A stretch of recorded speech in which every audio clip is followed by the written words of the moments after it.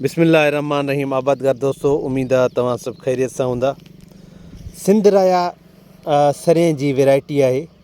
ही pre basic source हुयो ऐं साफ़ु सुथिरो सोर्स। प्री बेसिक जो मतिलबु इहो हूंदो आहे त इहा मतिलबु 100% असांजी प्योर जींस हूंदी आहे। ठीकु आहे, प्योर मतिलबु असांजो सोर्स हूंदो आहे। हाणे हीअ त पहिरीं ॻाल्हि त ॾिसो, अल्हम्दुलिल्लाह आउट क्लास थियो आहे। मां तव्हांखे लास्ट टाइम ॿुधायो हुयो त हीअ तक़रीबन 4 या 6 नवंबर 2025 जी पोखी आहे।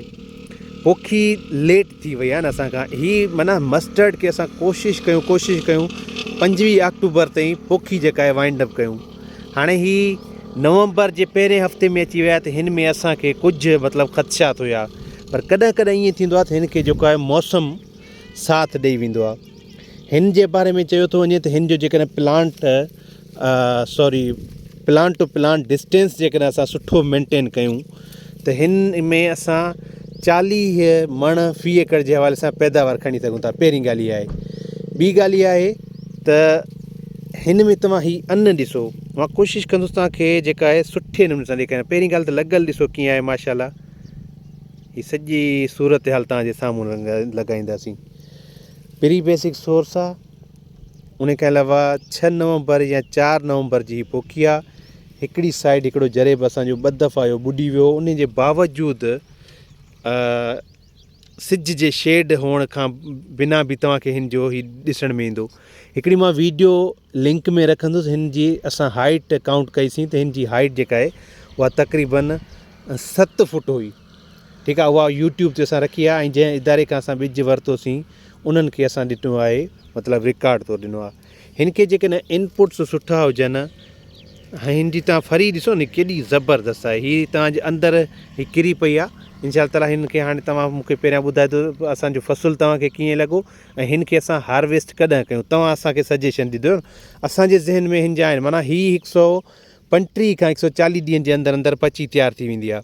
तव्हां असांखे सजेशन ॾींदो त असां हिन खे जेको आहे हिन जी लुणाई कॾहिं कयूं। मां सम्झां थो त 5 खां 7 ॾींहंनि जे अंदरि पर किथे किथे जेके दाणा कचा आहिनि उन्हनि खे असां मद्देनज़र रखंदासीं। ऐं हीअ माना 135 खां 140 ॾींहंनि जे अंदरि पची तयारु थींदी आहे। जेकॾहिं टाइमली पोखी हुजे ऐं हिन जो जेको आहे असां जेका मैनेजमेंट सही कयूं त हीअ असांखे भरपूर पैदावार ॾेई सघे थी।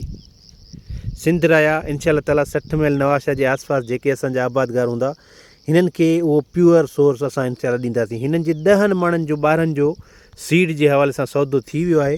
बाक़ी इंशा अल्लाह पंहिंजे आबादगारनि खे ॾींदासीं। असांजी कोशिशि इहा आहे त असां कोशिशि कयूं त पंहिंजे आबादगारनि खे उन्हनि जी रीच ताईं ज़मीनदारी ॿिज या क्वालिटी ॿिज असां तव्हांखे ॾियूं।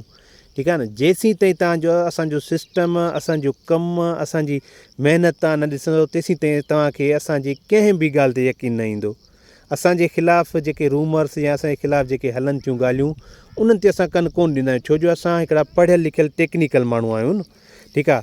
सो आम इहा माना रिवायती गुफ़्तगू कोन कंदा आहियूं।